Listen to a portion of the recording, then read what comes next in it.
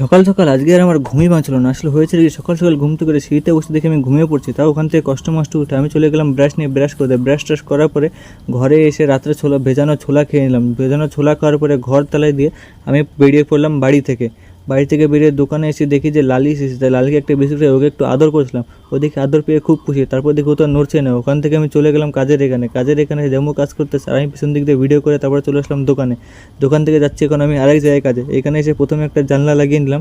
জানলা লাগানোর পর আমি একটা দোকানে এসে একটা 10 টাকার একটা স্লাইস নিয়ে স্লাইস খেয়ে আবার চলে গেলাম কাজের ওখানে এসে দেখি যে জাম্বু প্রায় সবগুলো জানলায় প্রায় লাগিয়ে ফেলেছে। এখানে দেখি যে একটা বাচ্চা দেখতেছে জানলাটা কেমন লাগানো হয়েছে। তারপর ওখান থেকে আমি চলে আসলাম মা বাড়িতে ভাত খাওয়ার জন্য।